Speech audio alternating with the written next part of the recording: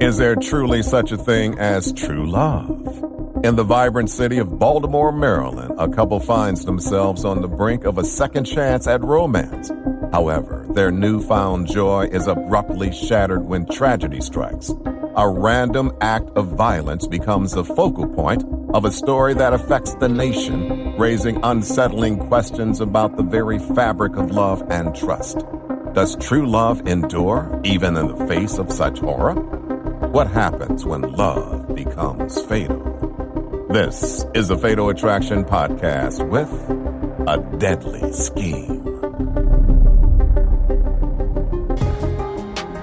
December 1st, 2018.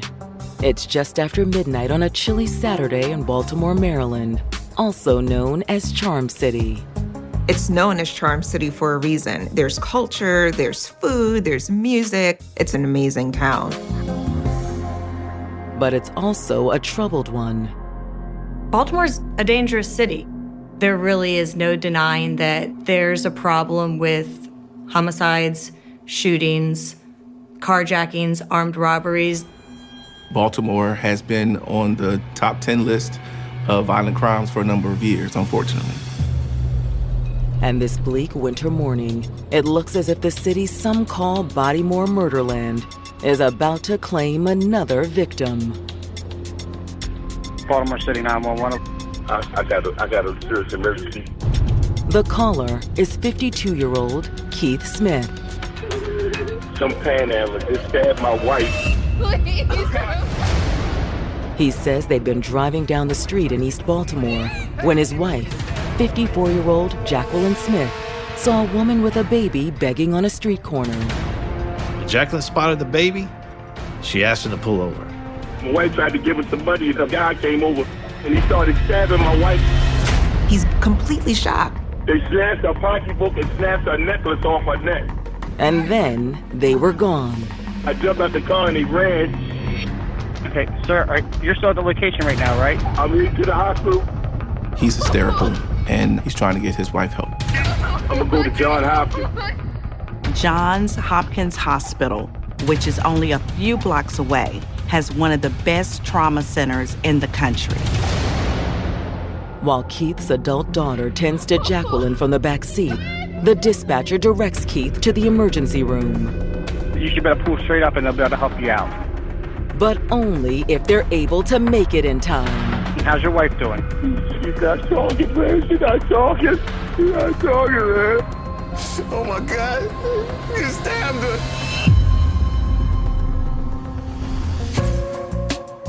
54-year-old Jacqueline Smith had always been a generous and compassionate woman. She's a very giving person, a very kind person. It's a Bible-believing Christian woman. She was very involved in the church. She was also an accomplished career woman. Jacqueline Smith was a graduate of North Carolina A&T University, where she majored in engineering. She's working as an electrical engineer, making good money. She was just someone who a lot of people respected and wanted to be around. Good morning, Jacqueline. The only hitch in her life was the failure of her marriage, but she didn't let that stop her. Okay. Jacqueline is someone that has progressed in her career. She's been able to manage raising 2 children successfully, even getting past the trauma of divorce and successfully rise to the top. Approaching 50 and with her children grown, Jacqueline decided to give love another chance. She's at the point in her life where she's ready to start living again and possibly getting out there to find someone new. And in 2013, it looked like she had found someone who fit the bill perfectly. She meets this person at the VFW. His name was Keith Smith. Keith sees her and automatically he's like, I've got to ask this woman out. I've got to get to know her. Would you like to dance? I love to. Well, okay. Keith was tall, dark, handsome. Jacqueline was knocked off her feet. That first dance soon led to a first date, and then another. They had a lot of different things in common. They both had grown children who were entering adulthood themselves. And like Jacqueline, Keith was eager to make a fresh start. Later on in your years, you don't want to wait too long to start a new relationship. So shortly after, about 3 months later, he's proposing to her on Christmas Eve. Oh, there's one more thing that I had. Okay. I know it hasn't been long, but just wondering if you would. Sometimes a quick proposal can give you pause, but not for Jacqueline. This is the win that she was looking for. Keith moved into Jacqueline's townhouse in suburban Baltimore, and they began building a life together. This is the moment that Jacqueline has been working hard towards. She is happy and content. She's feeling like her prayers were answered, you could say. But now Keith is driving through East Baltimore, desperate for help, as Jacqueline bleeds out in the seat beside him. Oh my God. Hey, freaking stab. His wife, being the kind-hearted woman she was, rolled down her window to give some panhandlers some money. And the panhandler reaches inside the car, robs her, and then starts stabbing her violently. It happened so damn fast. After the stabbing, the dispatcher guides Keith to Johns Hopkins University Hospital. If you're making a right on the Wolf, the Hopkins is on your right when you get down there at, it should be Orleans. Okay, I see it now. I see it. But finding the hospital doesn't mean the crisis is over. It is a big, big campus.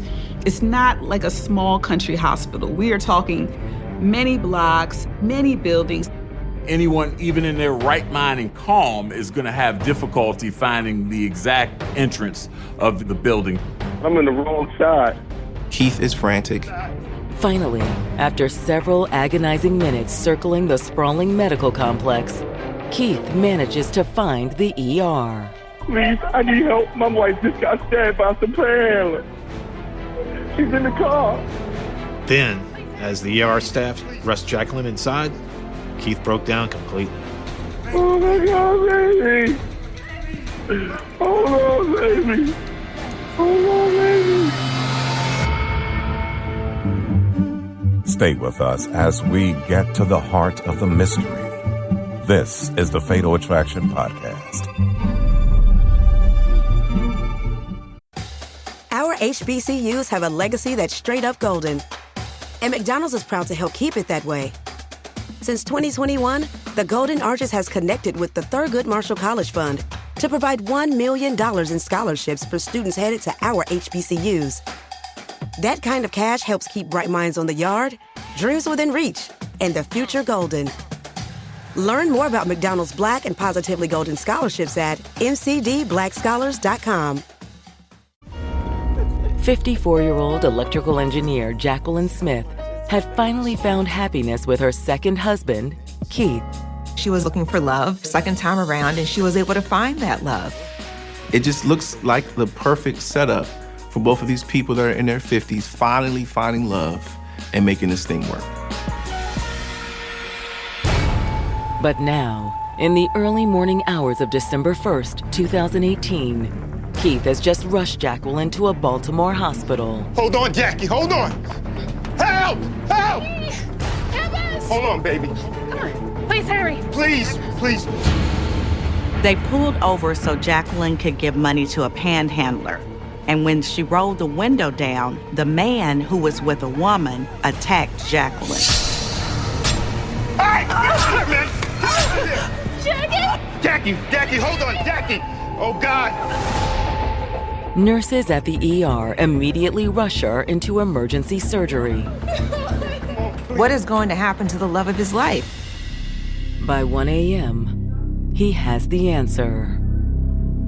The nurse came back out to talk to Keith, and he could tell by the look on her face it was not good news. We did everything we could for her. No. I'm so sorry. No! There was nothing they could do. When Keith sits down with Baltimore homicide detectives several hours later, he's still trying to contain his grief. I'm sorry. He's playing it over and over in his mind, blaming himself, and the tears just stream down his face. You didn't do anything wrong, okay? I should have known. I should have known. You can't blame yourself for this. Once Keith regains his composure, he walks the investigators through what happened. He and Jacqueline had gone to East Baltimore to celebrate his daughter Valeria's birthday. They went to dinner at the VFW. They were enjoying themselves. We had a beautiful time, man. He says it was almost midnight when they left the VFW and headed east towards Valeria's home. They were giving her a ride before they headed back to their home in Aberdeen. According to Keith, while they were driving, his wife spots a panhandler. We stopped at the stop sign. That is the girl over there. She's holding a sign that says, "Can't feed my baby, need help." She was holding the baby, and I was like, wow, how you gonna be out here with a baby this late at night? He described a woman in her 20s, somebody who might have been addicted to drugs. Not that it mattered to Jacqueline. He said Jacqueline was so moved and troubled by this that she wanted to give her some money. Look, pull over, pull over. Okay. Hey, sweetie, how are you? She called the girl over. Here, God bless you, okay? Thank you. Yeah, the guy just walked over. Yeah, man, you gotta thank your wife, man.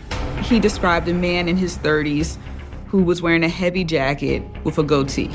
But according to Keith, when the man leaned in the window, it wasn't to say thank you. The man grabbed her necklace, grabbed her wallet, and began stabbing her. I was in shock. I couldn't believe it. He doesn't know what to do. What did the knife look like? If you could tell, I know these things happen so quickly. I don't even know. That's okay. That's okay. I don't even know. So you just saw the motion? He's not able to describe the murder weapon for the police. When the stabbing occurred, what happened next?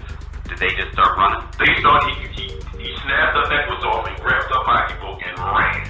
That was about all the information the detectives were going to get from Keith. Them her weapons. Her weapons, man.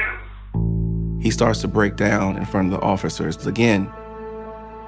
I should have pulled it off.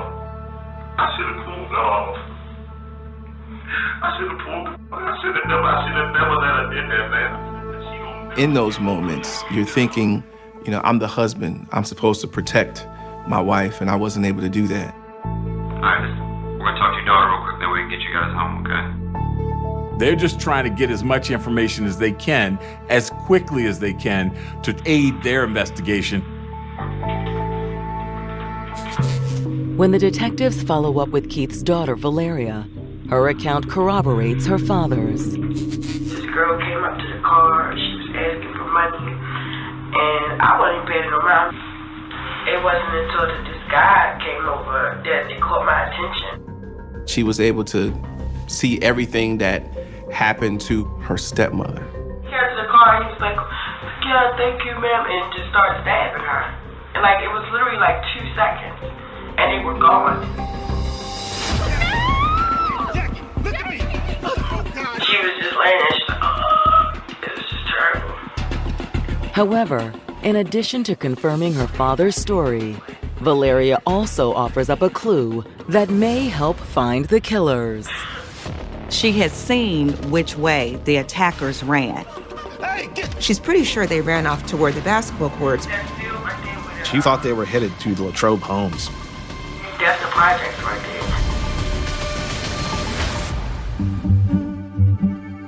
The mystery continues to unravel. Stay with us for more of the unveiling. This is the Fatal Attraction Podcast. Our HBCUs have a legacy that's straight up golden. And McDonald's is proud to help keep it that way. Since 2021, the Golden Arches has connected with the Thurgood Marshall College Fund to provide $1 million in scholarships for students headed to our HBCUs. That kind of cash helps keep bright minds on the yard, dreams within reach, and the future golden. Learn more about McDonald's Black and Positively Golden scholarships at mcdblackscholars.com. According to Jacqueline Smith's stepdaughter, the panhandlers who stabbed the 54-year-old electrical engineer fled in the direction of a Baltimore housing project. One of the things about traumatic incidents, people can have different perceptions of what actually occurred. But in this particular scenario, you had a rather consistent story, so detectives felt like they had some pretty good leads. However, before heading to the housing project, the detectives have Keith Smith's car towed to the crime lab. They take the vehicle to search for DNA and other clues as to what exactly occurred that evening. Then the detectives stop for a look at the street corner where the deadly encounter occurred. Valley and Chase is in a community with mostly vacant homes. There aren't a lot of people there. This isn't a typical area where people come to ask for money or food. But is it the ideal place for an ambush? Not only were there no witnesses around, the corner wasn't covered by any of the police surveillance cameras. The detectives spend a few minutes combing the area for evidence. They're looking for a murder weapon. They're looking for some signs that says there was a struggle. They were also hoping to find Jacqueline's purse. Oftentimes, criminals want to get rid of it, get what you can out of it as quickly as possible, then discard it. Unable to find a discarded knife or purse, the detectives make their way to the Latrobe Homes housing project. The almost 700-unit complex, built in the 1940s, is one of Baltimore's oldest public housing developments. They canvassed the area, asking questions. They did not find anyone that matched the description that Valeria and Keith gave of the two people. Reviewing the Housing Authority's security footage from the night of the stabbing also fails to turn up anyone fitting the suspect's description. Maybe she got it wrong, and they weren't heading toward the projects. Latrobe Homes an apparent dead end, the detectives try a different approach. They put a trace on Jacqueline's credit cards. While the detectives search for Jacqueline's killers, her murder becomes big news in Baltimore. There's lots of media attention and media frenzy. It's all over the news, and it's really beginning to cause concern for the community. This is a crime where anyone could have been a victim. That's what was so scary to the community. Often, homicides will happen in the city because somebody is involved in illegal activity, but panhandling, that's something that any citizen could fall victim to by simply trying to help someone.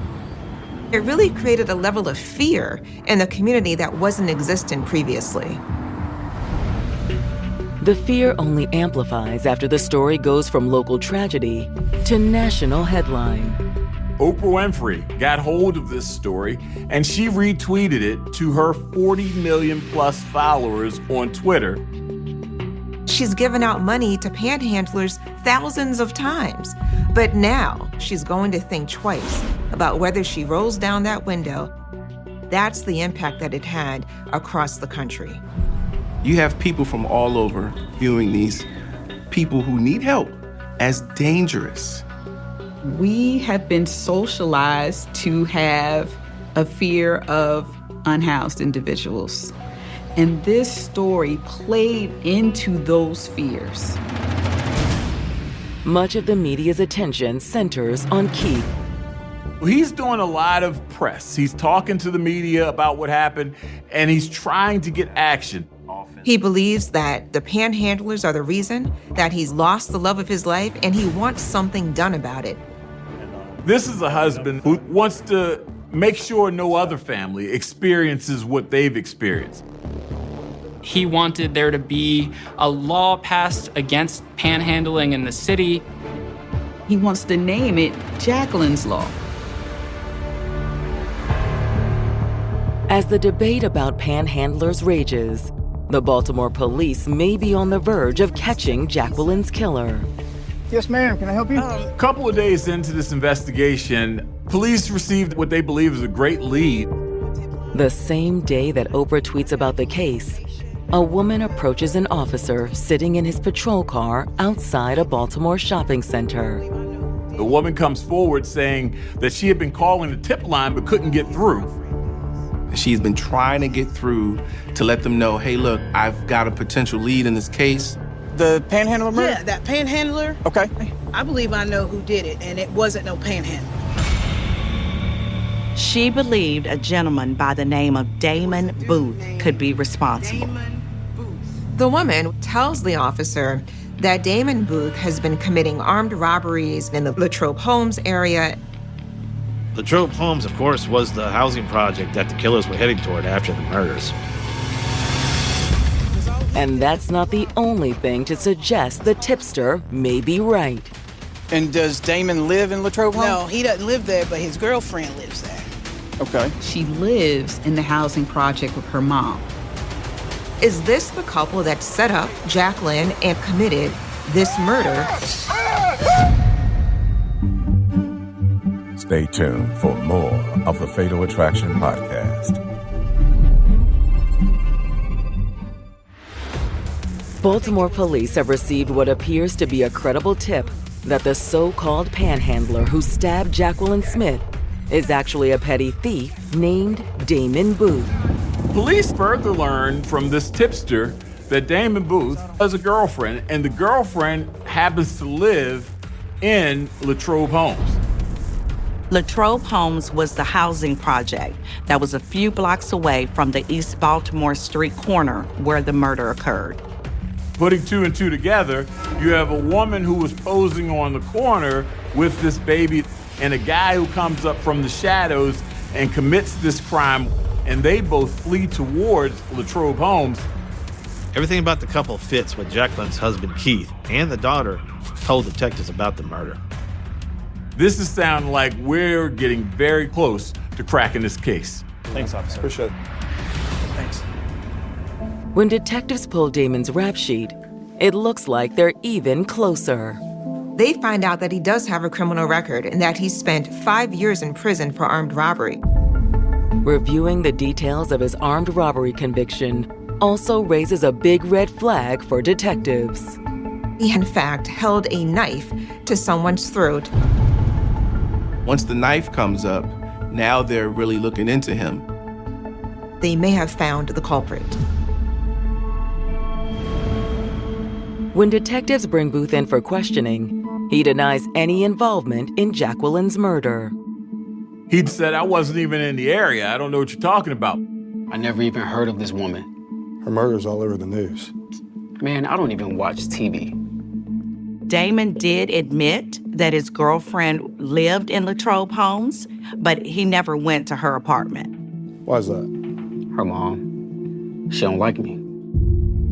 Damon tells investigators that he's not welcome around his girlfriend Tanya's home. According to Damon, that's why he was nowhere near the crime scene when the stabbing occurred. We got a room in a motel out on Pulaski Highway. Which motel? I forgot the name. It's just past Highland Avenue. If Damon was telling the truth, that was more than 2 miles from the crime scene. You were there all night? Yeah, I was. Damon tells the investigators that Tanya went to get food around 10 o'clock, but that was it. Otherwise, they were in the motel for the remainder of that evening. You're free to go.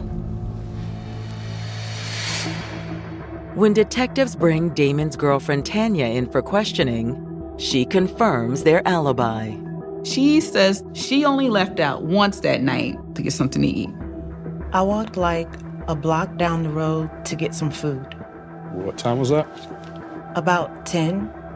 They give a consistent story. Detectives were not about to take their word for it, though. Thank you. After talking to Tanya, they follow up at the motel where they supposedly spent the night. Detectives are able to look at surveillance video. They're able to check the guest registry. The footage corroborates Damon and Tanya's story. It shows them checking in, and it does not show Damon checking out until the following morning. There's no way they were going to be able to be over at Valley and Chase where this murder occurred. They may fit the description, but they were nowhere near that crime scene. Their hot tip turns out to be a dud. And the forensic results from Keith's car are equally disappointing. When the investigators get the forensics back, there are no fingerprints belonging to anyone other than Keith, Valeria, and Jacqueline. Now, that's not completely unusual because we're talking about someone who reached inside the car, snatched the necklace, snatched the purse, and stabbed her to death. So, of course, there wouldn't be any fingerprints inside of the car. But just when the investigation is running out of steam, things heat up. The investigators get notified that someone made 3 charges on Jacqueline's credit cards. They traced the use of the card to 3 juveniles. Obviously, none of the kids fit the description of Jacqueline's killers.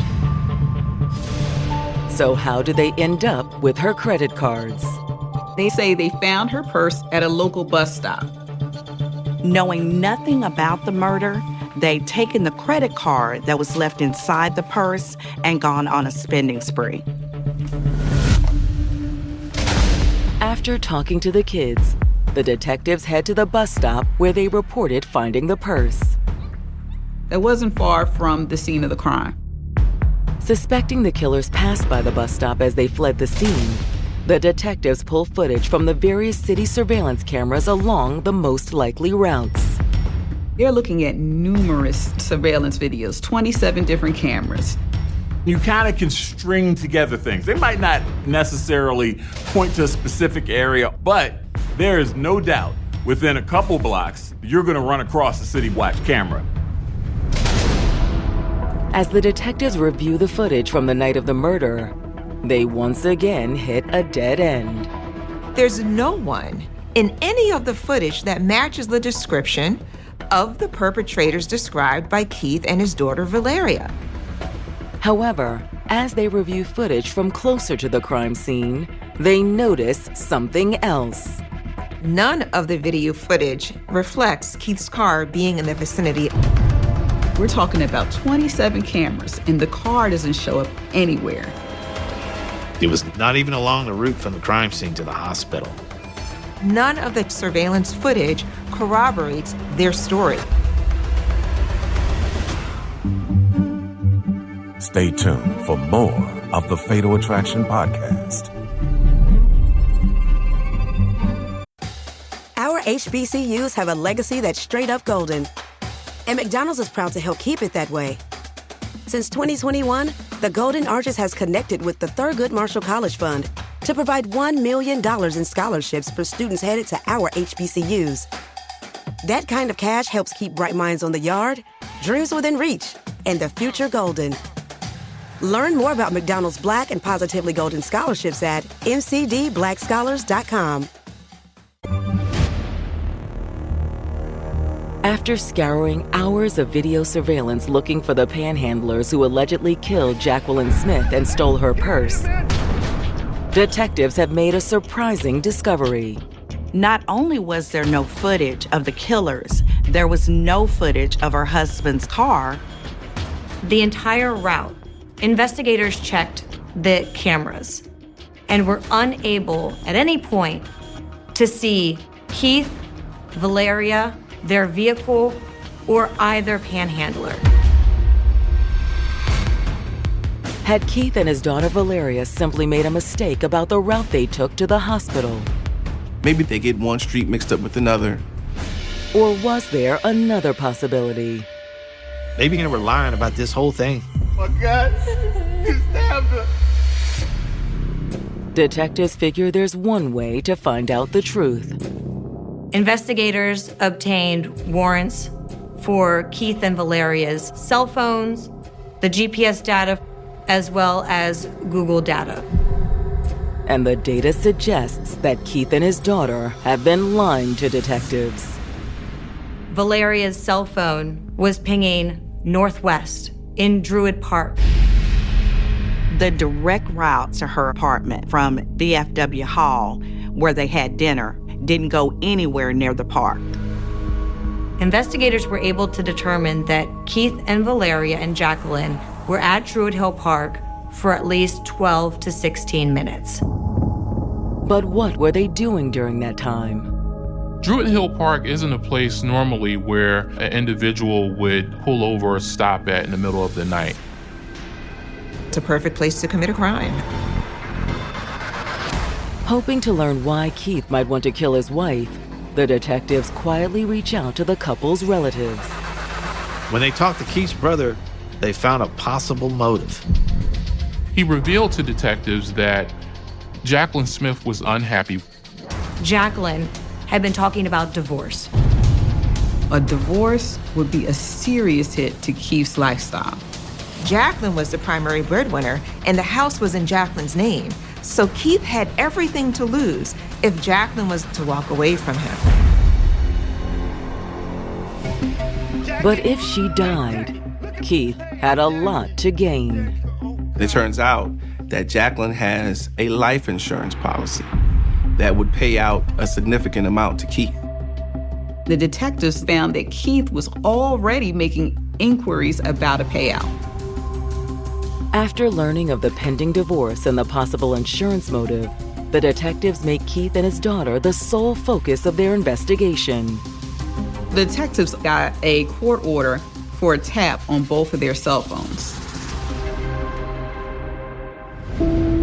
Then the detectives turn up the heat by bringing Keith in for another round of questioning. They inquire about the life insurance and Keith's interest in the proceeds. He talks about needing the insurance payment for burial costs. Do they cover it, the funeral and all that? It's going to get covered. He gets emotional. I wouldn't wish this on anybody, man. She's my soulmate. Detectives don't confront him and let him know that they know he's lying and that his story does not add up. Instead, they bring Valeria back in for another interview. Questioned by detectives, she repeats the story of how her stepmother was stabbed by a panhandler. I've never seen anything like that before. That was the worst day of my life. She didn't know it yet, but she was about to have another bad day. Detectives confront her with what they know. What would you say if I tell you your phone had you in Druid Hill Park for a substantial amount of time? I don't know. I must have been asleep. The detectives aren't buying it. I'm gonna be honest with you. We know that's bull. Though Valeria must know that the detectives know more than what they've disclosed, Valeria doesn't break. I don't appreciate being called a liar. She stops the interview. A lawyer. Okay, all right. Because this is crazy. Invoking her right to seek an attorney suggests that she knows that she could be in criminal trouble. The question is, what is her next move? Detectives were hoping that she'd panic and contact her father about the police interview. Investigators are listening to their conversations on a wiretap. Authorities discovered that Keith and Valeria had rented a vehicle. And the detectives have a pretty good idea where they're headed. Detectives alert Texas authorities to ensure that Keith and Valeria do not flee the U.S. Keith and his daughter Valeria are arrested in Texas, very close to the Mexico border. Hands up, look forward, turn around, turn around. Now all the authorities have to do is prove Keith did kill Jacqueline. And they get one step closer when shortly after Keith and his daughter are extradited back to Maryland, Valeria's attorneys reach out to the prosecutors. She wants to cut a deal. This was potentially a huge break for the prosecutors. Valeria's testimony could be the key to convicting her father of murder. So when the detectives and prosecutors sit down with her, they make it clear what they want. What we're trying to do is figure out the truth of exactly what happened to Jacqueline Smith on the night of December 1st, 2018. Gotcha. She agrees to not leave anything out and to tell the truth to the best of her recollection. Although she claims her memory of that night is a little hazy. I was doing drugs and I was drinking. But she does remember one thing clearly. My father's dead to her. Stay with us as we get to the heart of the mystery. This is the Fatal Attraction Podcast. Jacqueline Smith's stepdaughter, Valeria, has just told police and prosecutors that it wasn't a knife-wielding panhandler who killed the 54-year-old engineer. Instead, she says it was her father, Keith Smith. Rode to a park, and while we were in the park, my father stabbed her. But she claims that she didn't have anything to do with the murder. Valeria told police that she did not know what her father's plans were that evening. According to Valeria, she thought they were just going out to celebrate her birthday. Keith and Jacqueline had taken her to the VFW American Legion for her birthday. She could tell something wasn't right between Jacqueline and her father. It definitely felt like it was like some tension. But did she suspect that there could be a murder committed that evening? Not at all. After leaving the VFW, she says she barely noticed when her dad took a detour to Druid Hill Park. She says she wasn't paying attention. She was on her phone. The car slowed down, and that's when I noticed that we was, in like the woods or whatever. According to Valeria, Jacqueline never even noticed that much. She states that Jacqueline had dozed off. And while Jacqueline was still asleep, that's when she saw her father pull out a knife. No! I seen him reach and stab her. Okay. And you're making a motion as like his right hand. Yeah, she was sitting right here, and he stabbed her like this. Because she was asleep, Jacqueline didn't know what hit her. She gasped, and then it was over. So you see how many times he stabbed her? I don't remember how many times he stabbed her. I wasn't really even trying to, I couldn't believe what I was seeing. She was stunned. I just was just sitting there. I couldn't believe it. Okay. And I was just looking at him like he just looked like I didn't know who he was anymore. What did you do, Dad? Get out of the car! And when he told me to get out the car, I was scared. She said she was afraid that her father was going to kill her next. Instead, he gave her an ultimatum. She says her father said to her, "I'm going to make up a story, and you need to go along with it, or else we're both going to go to jail." Calm down. We pulled up, we gave them money, and the panhandler did it. Look at me. You want me to go to jail? You want to go to jail? She was panicked, in a bad state from the drugs. She agreed to go along with it. Then, as they drove to the hospital, Keith called 911 and gave the operator the story he'd worked out. I believe he's going to stab my wife. Oh my God. Was he crying before he called 911? No. She says they got rid of the knife and threw it down a storm drain the night of the murder. She also admitted she ditched Jacqueline's purse at the bus stop a few days after the murder. He asked me to get rid of it, but to put it somewhere where someone would find it because he wanted somebody to use their card so it would look like a real panhandler did it. When Keith goes on trial in December of 2021, his daughter is the prosecution's star witness. When his daughter came into the courtroom to testify, it was as if she didn't even really want to look at him. Valeria's statements were very damning to Keith.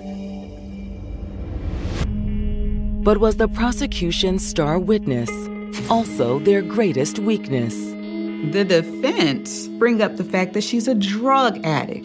She has a history of lying, and she's only doing this to get herself off. They attacked her for not turning in her father before they actually got caught. The defense also didn't put Keith on the stand to refute anything or to tell his version of the story. Will smearing Keith's daughter be enough to secure her father's acquittal? In the end, the jury found Keith guilty of murder. The judge sentenced him to life in prison. The family felt justice had been served. You want to go to jail?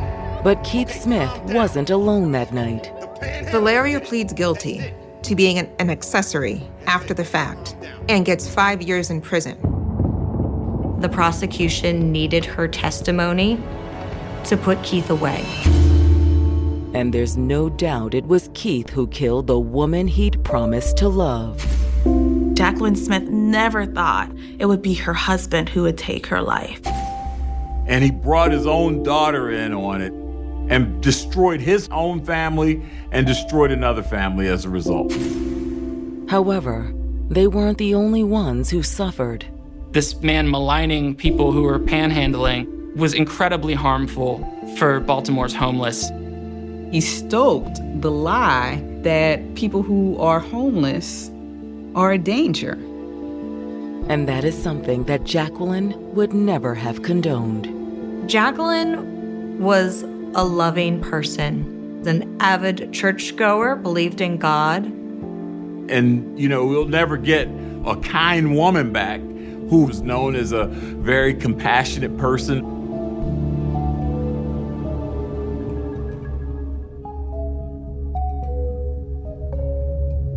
True love carries immense weight, especially when it flourishes between two souls intertwined in a deep bond. However, the sting of betrayal cuts deeper than any headache, even more than newfound love. The chilling aftermath of a senseless crime leaves behind the memory of Jacqueline Smith. She will always be remembered for her kindness, which illuminated the lives of countless individuals.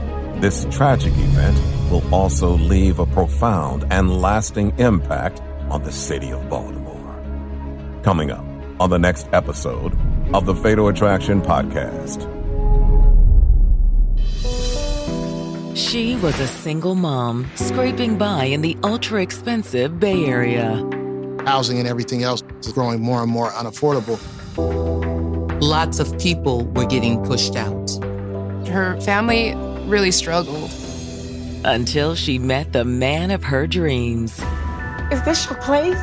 He grew up in the lap of luxury. He lived in a beautiful house in one of the Bay Area's most affluent neighborhoods. He could provide for her and her family. This is almost like a fairy tale situation. Only there was no happily ever after. During Thanksgiving, families gather around tables filled with warmth and anticipation for a joyful moment.